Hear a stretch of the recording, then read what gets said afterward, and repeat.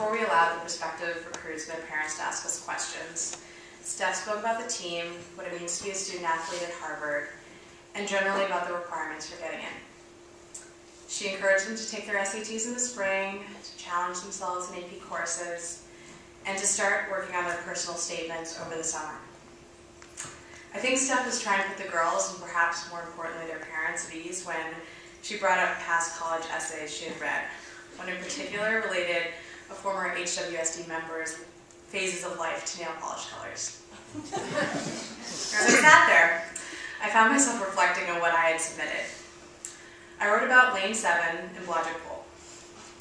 That rectangular space has now inspired two very important personal statements. It's kind of symmetrical if you think about it. The essay that helped me get into Harvard, and now some concluding remarks on, without question, my most valued experience here.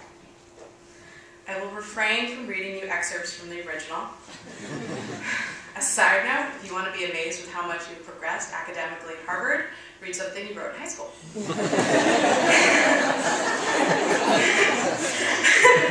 All in all, I think it was a pretty good essay.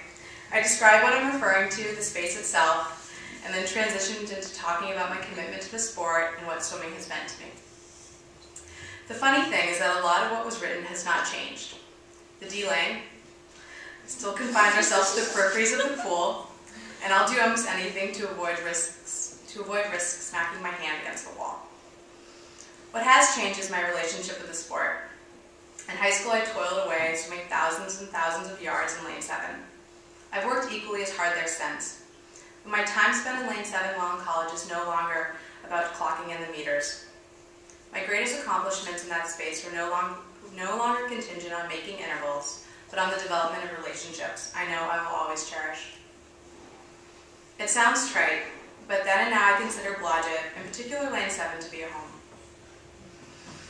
In the past, this association was due to the amount of time I spent there, but now it is because of the relationships I've built in that space.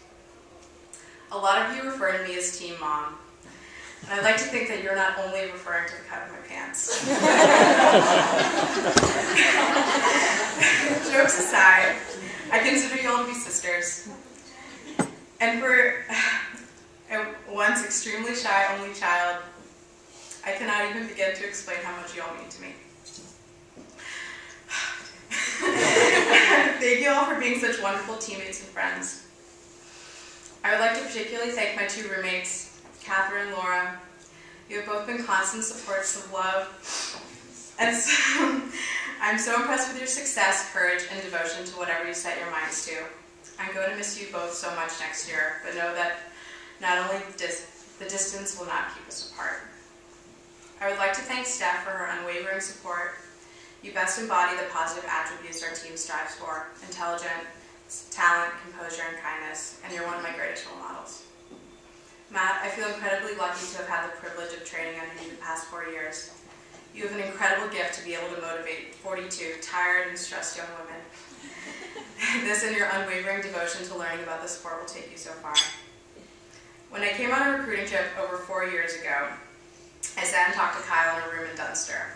From our conversation, I knew that if the girls on this team were any bit like Kyle, that I wanted to be a part of it. I was ecstatic when you volunteered to help us out this year, and thank you for your commitment to the team. I would also like to thank members of the athletic department, our faculty liaison, trainers, Tom, and Dr. Coombe for helping us perform our best. After all, swimming and diving well is what we're all here for. I had the privilege and honor this past year of serving as one of your co-captains. I feel incredibly fortunate to have such a strong, creative, and compassionate leader by my side. Allie, I'm so glad you and I shared this wonderful experience. I thank you for your guidance, humor, and willingness to take on some extra work when my thesis was taking over my life. Lastly, I would like to thank my parents. You have been there every step of the way, from standing in the freezing rain watching me swim at Lake Winnipesaukee, to 4:30 a.m. wake-ups in high school, to chanting the "We Are Proud Parents" cheer on deck here. Though you certainly never pushed me into swimming, I am sure that I never would have reached this level without both of your love and support. Thank you.